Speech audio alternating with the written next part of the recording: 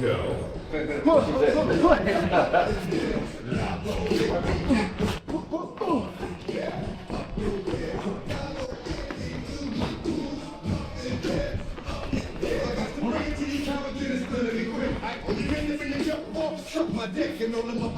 Okay, so one thing for sure, both these guys, like I said, they fight very, very long, so they throw a lot of straight punches, and that's just because they're able to land like a safe distance, because both of these guys are really, well, I want to say really tall, but they're really lanky for their weight division, so they throw a lot of straight attacks. You know, you wouldn't really expect to see Israel Adesanya or Sean O'Malley to come in and try to like land hooks fighting in the 50-50, which is pretty evident, and you can just tell that they haven't really gone for like any hooks yet whenever they strike against one another. You know, a lot of it is just really straight punches, you know, and like I said, that has a lot to do with the fact that they have a system that's designed for their body type, which is very, very smart. You know, that's something that we really don't see.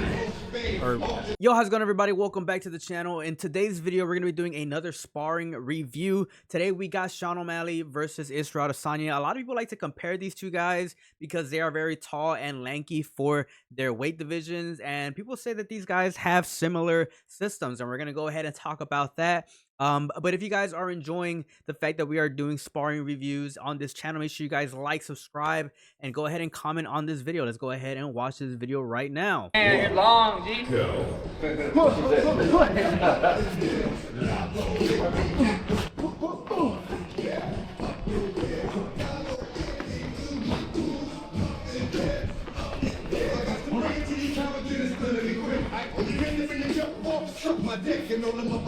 Okay, so one thing for sure, both these guys, like I said, they fight very, very long, so they throw a lot of straight punches, and that's just because they're able to land like a safe distance, because both of these guys are really, well, I want to say really tall, but they're really lanky for their weight division, so they throw a lot of straight attacks. You know, you wouldn't really expect to see Israel Adesanya or Sean O'Malley to come in and try to like land hooks fighting in the 50-50,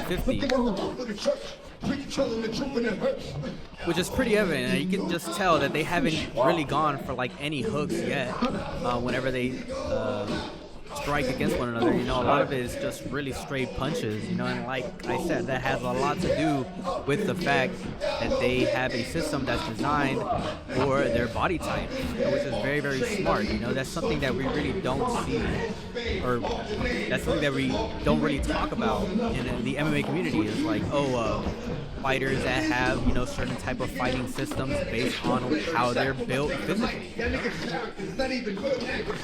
I haven't seen not one hook being thrown yet. Just playing around right now. There it is. There it is. 1-2. He wasn't ready.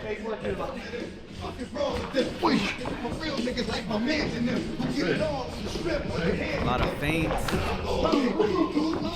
Overhand. Get strong. Keep going, keep going.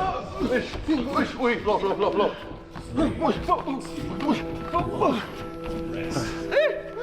Israel Adesanya has the big ass gloves because I'll he's a bigger this. dude. If he accidentally lands This is on mixed martial Sean O'Malley, arts. it definitely will hurt him. I love And the obviously, we know that Sean artistry. O'Malley is getting ready for a fight. He And can't art be is getting too subjective. injured. So for me, even today, Or getting it was like a pleasure cut, you to know, be in the literally cage like with you guys, you were holding pads for weeks both away of us, from the but fight. then when I was on the side watching him do his round, I'm just loving the way the flow is, man, because you're long, you know, for your weight class. You use your reach very well, your jab, the snappiness, even having you remind me, don't fucking load up, because these are things you have to get when you're not dialed in, sharpened up, you forget, you start loading up, and those little things, those are moments for me for life, and I take those off. So again, thank you, I appreciate that, but it's a pleasure watching you do your thing. Dude, it was a fucking, didn't even feel real. Like, you, and I'm so glad we did. It's crazy how much you could find like inspiration and fucking just like I felt an energy just training in the room. I was so fucking sore from that morning practice, but I was able to, you know, push beyond that just from the inspiration and energy you brought coming in the room. I was like, dude, it's fucking, I can't imagine the guys in the room, because he came and trained at the team practice today. Tim taught a really good practice, and I bet those guys were just like, holy fuck. Maybe this is a good change for Israel Adesanya. The fact that he is, training with a guy that has trained Sean O'Malley, another championship level fighter, this might be a very, very good, little change for Israel Adesanya if he comes back to train with Sean O'Malley's training coach. I think that some of the things that we've seen from Israel Adesanya in his past fights is the fact that he's been making some really questionable decisions in the octagon. I think that he looked completely unrecognizable whenever he did fight against Dricus du Plessis. For some reason, he just didn't fight the way that made him a champion in the first place. He was extremely aggro.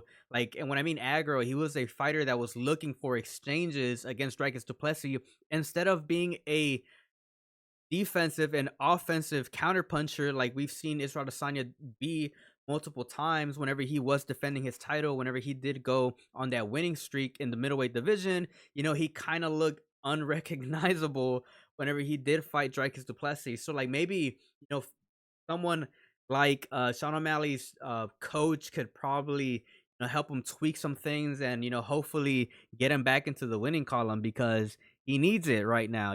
I think that losing a fight against Sean Strickland and then losing a fight against Dricus du Plessis obviously isn't going to be great for your career, but hopefully he does start making the turnaround sometime soon.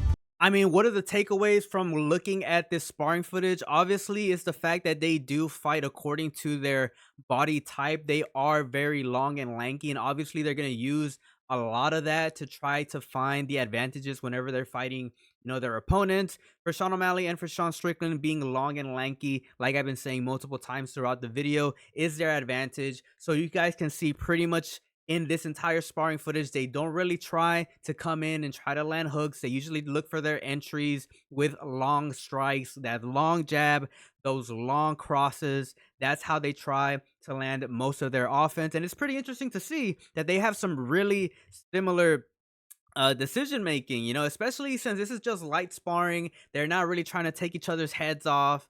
This is just trying to get a good workout. But you guys can see that they look for similar entries, a jab cross, jab jab cross. They don't really try to like feint in to try to land hooks, kind of like Ilia Topuria. Like they have just completely different fighting styles from shorter stockier fighters, and that's obviously because of the fact of how they're built. So they are definitely using their physical attributes to try to find the advantage whenever they're facing off against their opponents, which is good to see. That's good to see. Like that's the reason why they became champions, is because they use each and every single advantage that they have physically and they build a system around it, which is really, really good. That's really smart. Anybody out there that does sparring, in my opinion, should try to do similar things. You try to look for the most advantage you can. Like all the advantages that you could think of, you try to build around it so you guys could have more success, and obviously these two guys, they are, case in point as to why it's very, very important to have, a system and to have, a fighting style that, just gives you that overall advantage. Now, obviously, this is all just to prepare for Merab Rematch, and there's a big question on whether or not Sean O'Malley has what it takes to beat, Merab in the striking, since he got dominated in the last match. But there is some rumors that are going around that are pretty much pointing at the fact that Sean O'Malley was injured fighting Merab Rematch, which would pretty much explain why he had a terrible performance against Merab and got dominated for most of the fight.